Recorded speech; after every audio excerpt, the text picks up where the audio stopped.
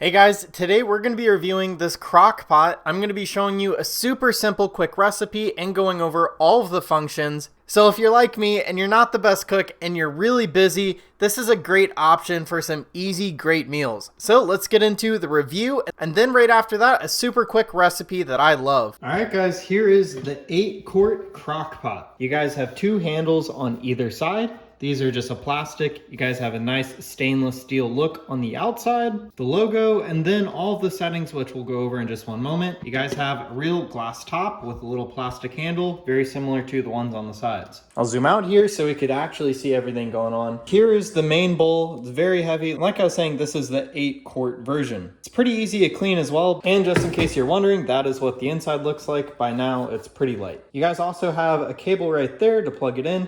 It's not the longest, it's about 3 feet long. You guys also have little rubber feet, so you're not gonna be scratching your counters. So let's put it back together. All right, so let's take a look at those settings. You guys have 3 different heat options. Warm, which it automatically turns to after your timer is done. High, and then low. So this is how you turn it on and off. Then you guys have your heat adjustment right here. So we're gonna go high, and then you guys just select the time.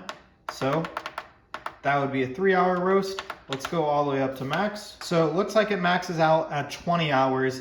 That's probably plenty enough for you guys. And with the recipe that we'll be doing today, we'll only cook it for 8 hours on low. So anyways, let's get to cooking. All right guys, so we have all the ingredients right here for a super easy dinner. The only problem is I can't find my crock pot liners. Usually I put a plastic bag in there that's made for this, and it makes the cleanup process super easy. Today, we're just gonna skip that. All right, so the main ingredient, a Boston pork butt.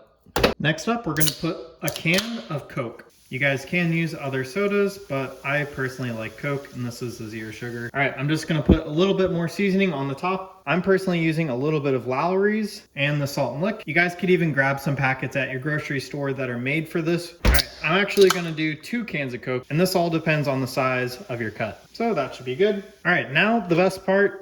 We just let this sit for 8 hours. I'll come back home. The house is gonna smell great, and I'll show you what it looks like. All right, so the temperature is a little over 200. It's still climbing. It's close to like 210.